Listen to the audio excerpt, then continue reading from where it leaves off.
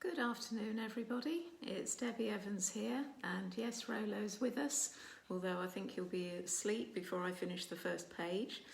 Today we're reading from The Secret Adventures of Rolo, Book 3, The Dragon's Pram, and this one is all about Rolo and Henry VIII. It's chapter 9.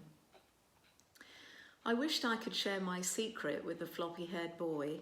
Imagine his face if I could take him into the forest and show him the baby dragon in the cave.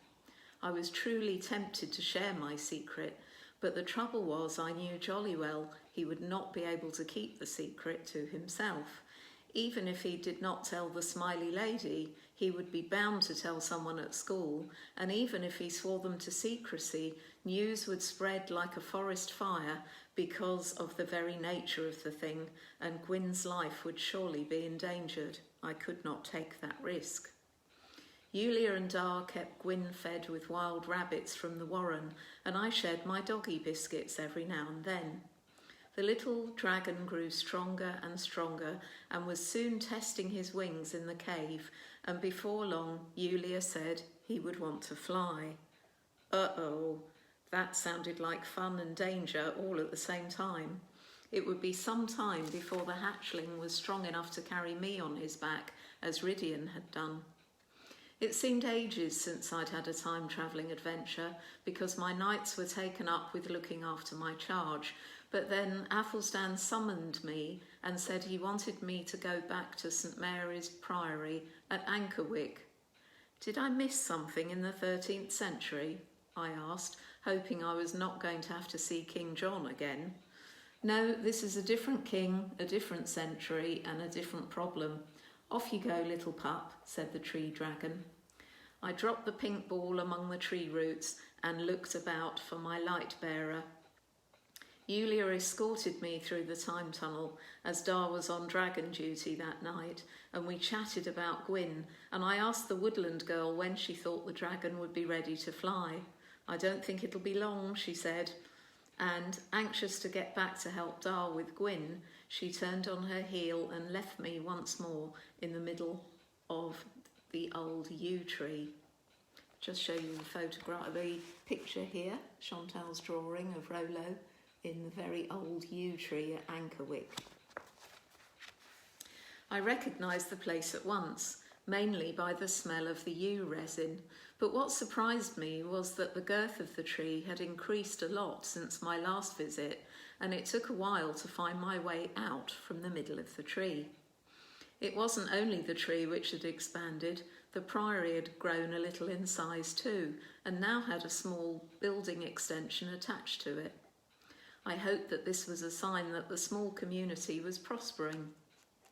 There were half a dozen nuns tending the neatly planted rows of vegetables with hoes and garden forks. The prioress was overseeing their work, and she rolled her sleeves up and joined in. She was dressed in a similar style to the other prioress, but her wimple was different. Thinking about it, I don't suppose church fashion changes that much down the centuries. There were cows and sheep enclosed in a small field. Very likely that the priory was self-sufficient, producing enough food to feed the sisters.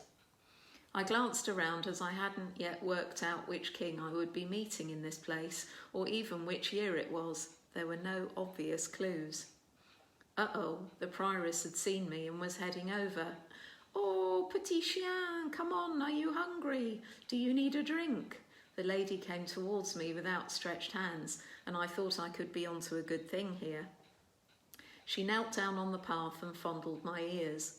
I obliged by rolling over for a tummy rub. At least this prioress didn't seem to have taken a vow of silence. I noticed at once that everybody spoke French around here. Was it the fashion, or had we been invaded? I wondered. Quel est votre nom? She asked. Now, my French isn't that brilliant. I'd learnt a smattering from the floppy-haired boy, which I used during my Montgolfier balloon flight, but I guessed that she was asking my name. Je m'appelle Rolo, I answered shyly, and her face lit up with a sweet smile. Et je m'appelle Alice, she answered, shaking my paw. Je suis heureuse de faire votre connaissance. Pleased to meet you too, nice lady, but my limited French vocabulary had run out. Viens ici, Rolo, vite, regarde. What did she want me to see, I wondered. I followed her and she crouched behind a wall in the vegetable garden, putting her forefinger to her lips to shush me. A tall but stocky man with reddish hair appeared, wearing very ornate clothing. It surprised me that he was alone, as he had a regal air about him and was surely a royal personage. The man stood under the straggly boughs of the great tree, and I could hear him humming a tune to himself. It sounded like Greensleeves. He was obviously waiting for someone. The prioress smiled at me and returned her gaze to the king. A few moments later we could hear giggling, and a few pretty ladies dressed in fine clothes and jewels appeared, fussing around a striking lady with a very important air about her. She wore a necklace with a letter B hanging around her slender neck. "Who are these people?" I whispered to the prioress, and she bent down to reply. "Why, it's Henry VIII and the lady that is Anne Boleyn. They often meet here when the king is in the area. They sit a while and talk. She giggles a lot. Her ladies-in-waiting go into the priory to take tea to give them privacy." "Ah, so that's what the phrase lady-in-waiting means then," I thought to myself, hanging around making yourself invisible until you are needed. "Divorced, beheaded, died, divorced, beheaded, survived," I muttered under my breath, remembering the rhyme recited by the floppy-haired boy about the fate of Henry VIII's 6 wives. "Excusez-moi, petit chien?" the lovely prioress asked what I was saying. Nothing. Are they married?" "Oh la la, mais non," the prioress replied, her eyebrows shooting up in shock at my suggestion. "Ce n'est pas possible. The Lady Anne would very much like to be queen, but the king already has one, Catherine." Aha, that gave me a clue as to the time frame.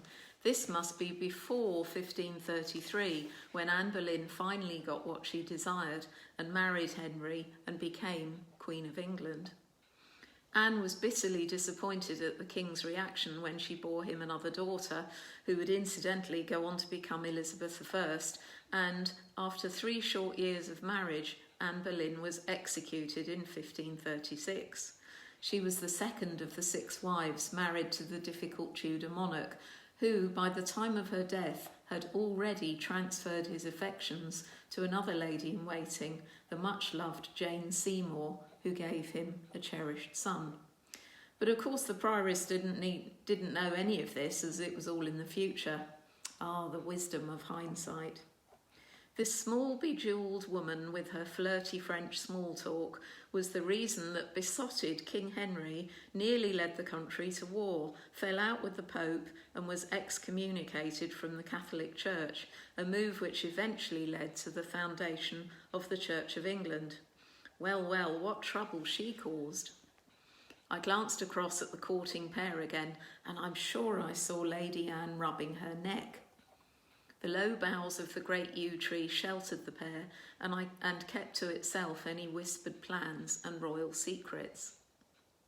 I snuck over within earshot and hid inside the great tree trunk, listening to Lady Anne using a very wheedling tone interspersed with French words, telling the king that his marriage to Queen Catherine was not valid because she had previously been married to his elder brother, the Crown Prince Arthur, who died before he was crowned king. Henry put his head on one side. He seemed to like her persuasive argument. Time to nip back down the time tunnel and return to the 21st century before things got nasty. I couldn't get the image of Lady Anne rubbing her neck out of my mind. "Would you like to see what happened next?" asked Athelstan, once I had safely returned, knowing that my curiosity was torturing me. "Come back tomorrow night then, little pup, and you can return to the scene a few years later and find out for yourself what happened from a far better narrator than I." When I scrambled out from the roots of the big yew tree the following night, I couldn't believe the sight which met my eyes. The dear little priory was now just a ruin. The gardens were overgrown, and everything that was removable had been taken. The former place of sanctuary was now a roofless shell. I saw a cat strolling in the overgrown gardens and decided to try to speak to it rather than chase it. This cat might know what had happened. I am Araminta, looked after by the last prioress, Magdalene. She had to leave when the king's men closed down the priory. It broke her heart to leave me, but I thought she stood a better chance of seeking a new home somewhere if she travelled without me, so I hid in an outbuilding until she gave up looking for me. I can still hear her calling my name through her tears, the cat added softly. Why did the priory close down? What on earth happened here? I asked the cat, shocked at the crumbling state of the once lovely flintstone building. How long have you got? Asked Araminta, lying down on the weedy path in the afternoon sunshine next to the exterior wall and proceeding to lick her paws. I sat next to her and waited patiently with my listening face on, paws together and eyes closed. Araminta began. I don't know where you've been over the last couple of years, strange dog. Don't you know anything about the king breaking with the church in Rome after the Pope refused to say that his marriage to Queen Catherine was illegal, which would have left him free to marry Anne Boleyn? I've been away for a bit, I said quietly, and she went on. Thomas Cromwell advised the king that he could set up his own branch of Christianity and call himself Supreme Head of the Church of England, and this was passed in an Act of Parliament in 1534. Cromwell went on to further point out that the monasteries owned more land and wealth than anyone in the country, and there was nothing to stop Henry seizing them for himself because they were loyal to the Pope. As new head of the church, he could take all the spoils for the royal coffers once he'd sold off the land to his loyal supporters. The cat paused for a moment and resumed her cleaning. I watched fascinated as her tongue worked in rhythmical strokes over her paws. I thought it wise not to speak, as I didn't want to interrupt her flow in telling of events since my last visit to Ankerwycke.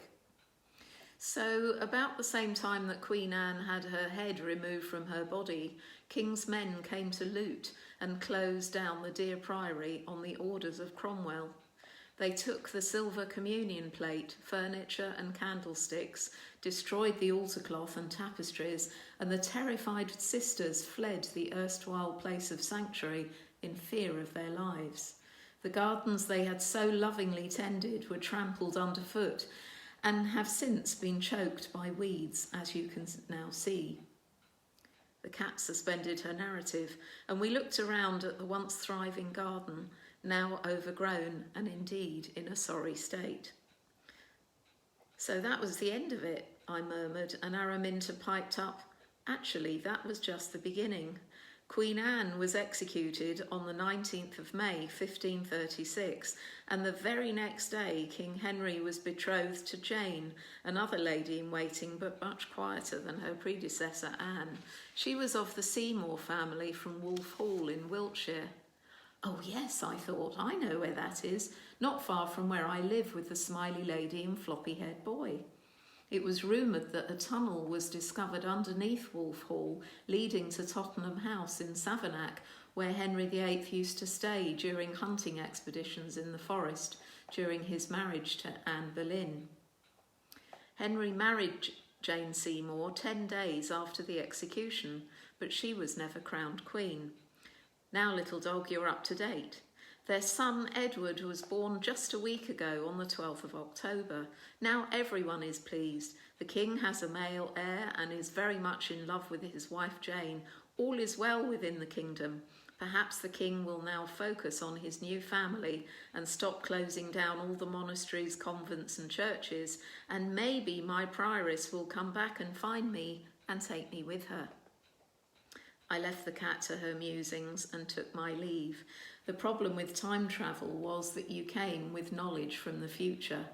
How could I tell Araminta that the brief happiness enjoyed by the new royal family would be short-lived, as Jane would soon die of childbirth fever and that her son was very sickly? Edward would be crowned king, but he would not reign for long, before that came to pass, the closing of religious houses would get a lot worse because King Henry needed the money to fund his military campaigns. Over time, the old king would have 3 further queens by his side. No, it was far better to leave the cat with her optimism and return to the calm of the house of the smiley lady and the floppy-haired boy. I went back into the wide yew tree. Something at the back of my head was bothering me, and I had to stop and sit down and scratch it every few steps. As you know, we dogs scratch with our back legs, so this hindered my journey home.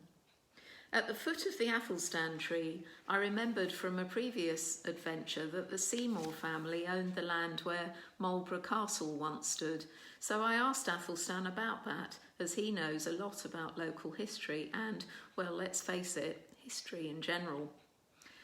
A house had been built on the site of the ruined castle after it fell into disrepair due to it no longer having any military significance. That house belonged to the crown, and Henry VIII gifted it to his new brother-in-law, Edward, upon the king's own marriage to Jane Seymour, and Edward became the first Duke of Somerset. The house was rebuilt in 1711, and fine gardens and a fashionable grotto were added in the 18th century as the house passed down through the generations. When the 7th Duke of Somerset died in 1750, the fine house was leased out as a coaching inn. It became a very fashionable place to break the long road journey by carriage from London to Bath for an overnight stay and to change the horses necessary to complete the journey, particularly during what was known as the season. Travelling by carriage was not that comfortable, and the road was nothing like the current A4 with its smooth tarmac surface. Ladies and gentlemen would travel to Bath during the summer months to get away from London. They took the mineral waters from the pump room, which they believed ensured good health, and they enjoyed many parties and dances whilst in the town. During this period, the house was called the Castle Inn, and for the following 90 years it opened its doors to such important visitors as the Duke of Wellington and Prime Minister William Pitt. The rise of the railways in the 1840s led to the death of the stagecoach business, just as the railways had seen off competition from the canals.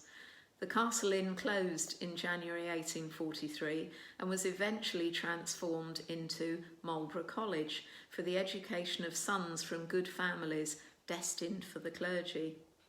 So there we are, a bit of local history according to Athelstan.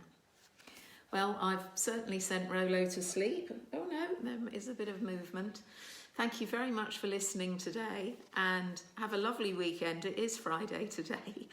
We will be back on Monday afternoon at 3:30 with another chapter from one of Rolo's secret adventures. So thank you and goodbye for now.